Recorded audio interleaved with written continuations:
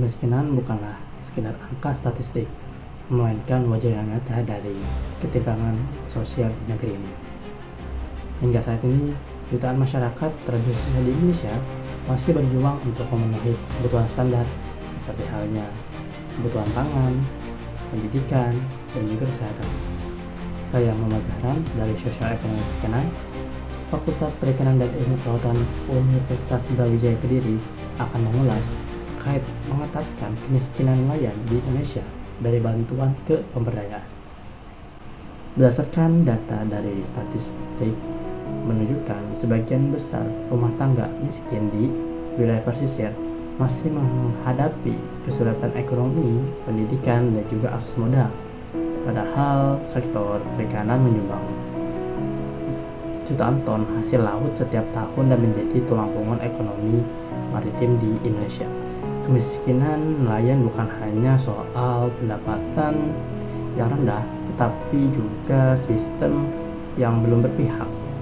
Harga jual yang sering tidak sebanding dengan biaya melaut, cuaca ekstrim mengancam pendapatan dan akses terhadap permodalan sangat terbatas.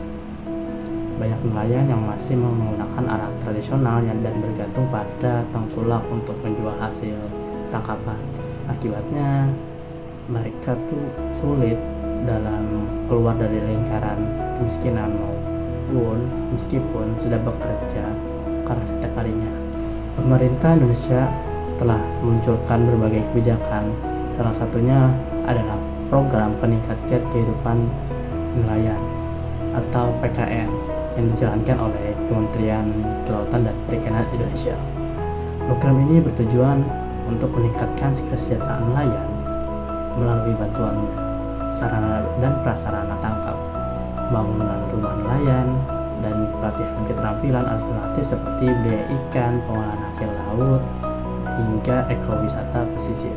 Namun, faktanya masih banyak nelayan yang masih belum merasakan manfaat secara langsung. Beberapa kendala utama yaitu pendataan yang belum merata, birokrasi yang sangat rumit, serta kurangnya pendampingan pasca bantuan.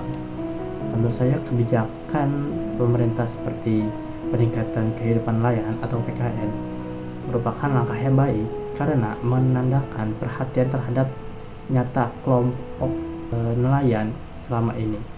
Namun kelemahannya terletak pada pelaksanaan yang sering berhenti di tahap distribusi bantuan. Bantuan nelayan tanpa pemberdayaan hanya menciptakan ketergantungan, bukan kemandirian.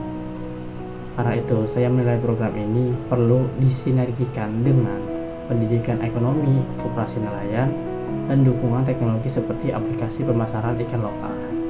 Apabila saya menjadi pemimpin, saya akan fokus membangun ekosistem pesisir yang mandiri dan berkelanjutan.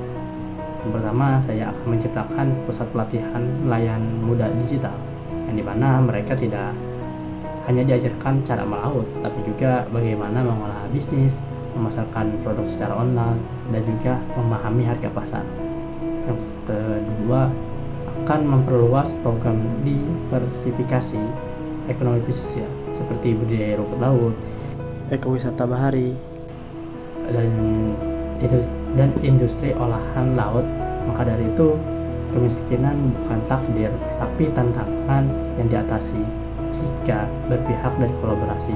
Mari kita mendukung kesejahteraan nelayan bukan hanya dengan bantuan, tetapi dengan memberdayakan mereka agar bisa berdiri di atas kaki mereka sendiri.